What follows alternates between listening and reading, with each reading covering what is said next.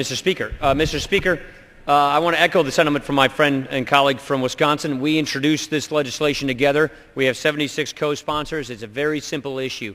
Number one, we have a Pittman-Robertson fund, which is a user fee for hunting and fishing. You buy firearms, you buy ammunition. There's an excise tax that is paid, which goes to the Pittman-Robertson Trust Fund for conservation and habitat management. As a co-chair of the Sportsmen's Caucus here in Congress, the largest bipartisan bicameral caucus in Congress, our job in the caucus is to make sure that we protect not only hunting and fishing rights, but also hunting and fishing habitat. And there's a snafu in the law here, and that's simply what we're trying to clear up. This is a bill that's fully paid for. This bill is very, very simple.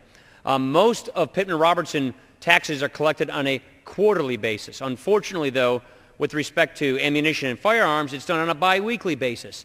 That is a huge, unnecessary burden for manufacturers. There are lots of small manufacturers, Kolar and Racine, premium shotguns, you name it. There are lots of small manufacturers out there, and they don't get the cash flow through their business to be able to pay this excise tax on this biweekly basis. They don't get the money from the retailers in time to cover the tax expenses, and therefore what's happening is we're making these manufacturers, especially the smaller ones, have to go out and get loans in order to pay the excise taxes.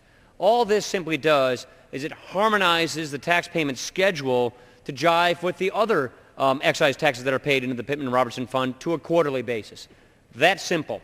So let's take away this very burdensome regulation, this very burdensome tax compliance regime on small and large manufacturers of firearms and ammunition, harmonize it with the rest of the Pittman-Robertson excise tax collection system, and make sure that these small businesses, which are really struggling, which are the backbone of the conservation funding system, which are huge providers of jobs and recreation in states like Wisconsin and all throughout America, let's just get this cleaned up. Let's pass it. It's bipartisan. It's paid for.